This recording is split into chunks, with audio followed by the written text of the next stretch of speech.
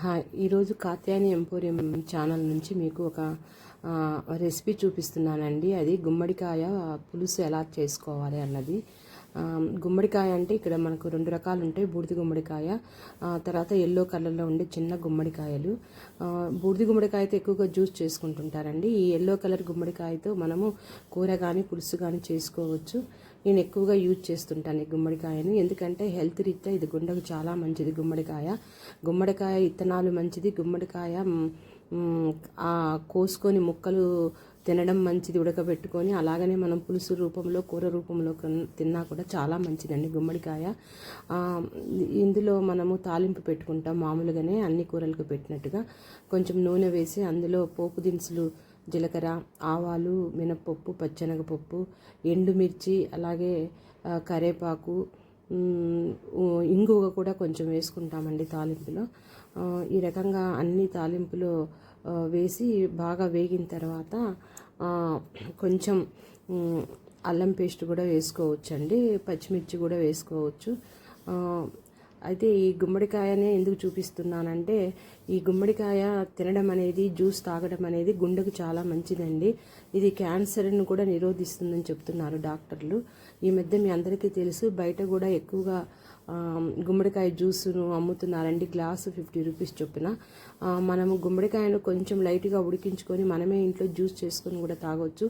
లేదా వేరే ఫ్రూట్ జ్యూస్లో కూడా ఈ గుమ్మడికాయ ముక్కలను మనం ఉడకపెట్టి, కొంచెం గట్టిగా ఉంటుంది కాబట్టి కొంచెం ఉడకపెట్టి మనం వేరే వెజిటబుల్ జ్యూస్లో కూడా మిక్స్ చేసుకొని తాగితే హెల్త్కి చాలా మంచిదండి. ఈ విధంగా తాలింపులో మనం అన్ని పోపు దినుసులు వేగిన తర్వాత 2 ఆనియన్స్ చిన్న ముక్కలుగా కట్ చేసి మనం ఆనియన్స్ కూడా వేసుకుంటాము. ఆనియన్స్ ఎక్కువ వేగనవసరం లేదు. కొంచెం వేగిన తర్వాత అందులో మనము పసుపు, ఉప్పు, కారము ఇవన్నీ కూడా వేసుకోవాలండి ఈ తాలింపులో. డాక్టర్స్ చెప్పే ప్రకారం అయితే గుమ్మడికాయలో ABCE అంటే D తప్ప అన్ని విటమిన్స్ ఉంటాయండి గుమ్మడికాయలో. అలాగే పొటాషియం కానీ, ఐరన్ కానీ, జింక్, భాస్వరము అన్నీ కూడా ఇందులో చాలా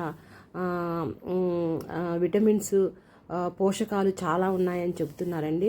అందుకే గుమ్మడికాయ ఇత్తనాలు, డ్రై ఫ్రూట్స్ సీడ్స్లో పాటు గుమ్మడికాయ డ్రై సీడ్స్ తింటే హెల్త్కి చాలా మంచిదని డాక్టర్స్ చెప్తున్నారు. మనకు అందుబాటులో ఈ గుమ్మడికాయల అవైలబిలిటీ ఉంటుంది కాబట్టి ఇప్పుడు ఏ మాల్కి వెళ్ళినా, ఏ వెజిటబుల్ మాల్కి వెళ్ళినా కూడా ఎక్కడ చూసినా కూడా గుమ్మడికాయలు అమ్ముతున్నారు.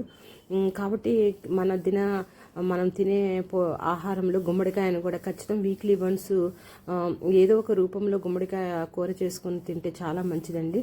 జనరల్గా గుమ్మడికాయతో పులుసు చేస్తే చాలా బాగుంటుంది. అయితే నేను ఈ గుమ్మడికాయ పులుసులో కొంచెం ఇది మామిడి పండ్ల సీజన్ కాబట్టి మామిడికాయ ముక్కలు కూడా వేసాను, ఒక 4 ముక్కలు. అంటే అదొక టేస్ట్ ఉంటుంది. మనం గుమ్మడికాయ ముక్కలు ఈ గుమ్మడికాయ ముక్కలతో పాటు మనం మామిడికాయ ముక్కలు కూడా వేసుకున్నాను. జనరల్గా మామిడికాయ ముక్కలు దేంతో కలిపి చేసుకున్నా కూడా టేస్ట్ చాలా బాగుంటుంది. ఈ విధంగా చూడండి గుమ్మడికాయ కలర్ ఎలా ఉంటుందో మనందరికీ తెలుసు. ఈ మధ్య బాగా ఈ గుమ్మడికాయలు అమ్ముతున్నారు మనకు కూరగాయలతో పాటు ఎక్కడ చూసినా కూడా. ఈ విధంగా గుమ్మడికాయను తోలు తీసేసి ముక్కలుగా కట్ చేసుకొని, మరీ చిన్నవి కాదు పెద్దవి కాకుండా కొంచెం మీడియం సైజుగా ముక్కలు కట్ చేసుకొని మనము కొంచెం సేపు నూనెలో ఈ గుమ్మడికాయ ముక్కలు, మామిడికాయ ముక్కలు కొంచెం వేగనివ్వాలండి. కొంచెం వేగిన తర్వాత ఇందులో ఆల్రెడీ మనం ఉప్పు, కారం, పసుపు వేసాము. కొంచెం చింతపండు పులుసు వేయాలా. ఇక్కడ ఈ చింతపండు పులుసు వేయటం అనేది స్కిప్ అయ్యిందండి, అందుకే నేను చెప్తున్నాను. కొంచెం లైట్గా చిన్న ఒక నిమ్మకాయలో అంత చింతపండు నానబెట్టి కొంచెం లైట్గా ఈ గుమ్మడికాయ పులుసులో వేయాలండి. ఈ గుమ్మడికాయ పులుసులో అలా చింతపండు పులుసు వేసిన తర్వాత కొంచెం సేపు మగ్గనివ్వాలి. తర్వాత దీంట్లోకి మనం కొంచెం బెల్లం కూడా వేసుకుంటామండి.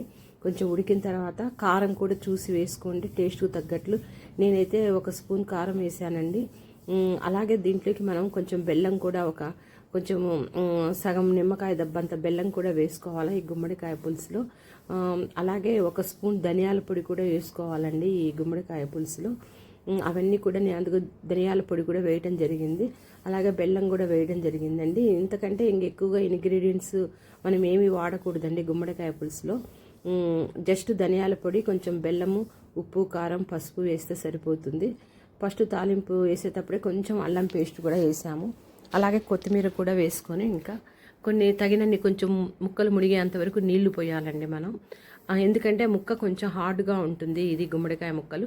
ఇవి ఉడకాలి. ఒక 10 మినిట్స్ అయినా మనం ఈ యొక్క ప్యాన్కు లిడ్ పెట్టి మనం ఉడికించాలండి. ముక్క కొంచెం బాగా మెత్తగా ఉంటే మనకు తినడానికి ఈజీగా ఉంటుంది. ఇది రైస్లోకి కానీ చపాతీలోకి కానీ చాలా బాగుంటుందండి ఈ రెసిపీ. ఈ గుమ్మడికాయ పులుసు అనేది అందరికీ తెలుసు, కాకపోతే ఈజీగా త్వరగా చేసుకోవడం ఎలా అనేది మీకు నేను చూపిస్తున్నాను. నా వీడియోస్ మీరు లైక్ చేయండి, షేర్ చేయండి, సబ్స్క్రైబ్ చేయండి. నా వీడియోస్ చూస్తున్నందుకు మరొకసారి మీ అందరికీ కూడా నేను థ్యాంక్స్ తెలియజేస్తున్నానండి. అంటే రోజు బట్టలు ఎంపోరియంలో ఉండే బట్టల గురించి, శారీస్ గురించి కాకుండా ఇలా కొన్ని మంచి ఉపయోగకరమైన ఐటమ్స్ గురించి కూడా నేను వీడియో తీయాలనుకొని మీకు తీసి చూపిస్తున్నానండి. మా ఇంట్లో నేను రెగ్యులర్గా చేసుకునే విధానమే మీకు నేను చెప్తున్నాను. ఈ విధంగా గుమ్మడికాయ పులుసు పొయ్యి మీద ఒక 10 మినిట్స్ పెట్టినాక చక్కగా మనకు నూనె తేలేంత వరకు ఉడకబెడతామండి. కొంచెం అలా పులుసులాగా ఉండాలా, మరీ ఎక్కువగా ఎగిరిపోయేంత వరకు ఉంచితే మన అన్నంలో కలుపుకోవడం చాలా బాగుండదు.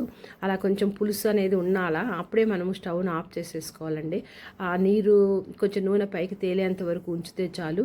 ఎందుకంటే చల్లబడిన తర్వాత ఇది కొంచెం చిక్కబడడం అనేది జరుగుతుంది, మనం బెల్లం చింతపండు పులుసు వేసాం కాబట్టి అలా కొంచెం నూనె పైకి వచ్చిన వెంటనే మనం స్టవ్ ఆఫ్ చేసేసి ఈ గుమ్మడికాయ కూర అంతా కూడా ఒక గిన్నెలోకి తీసుకోవాలండి.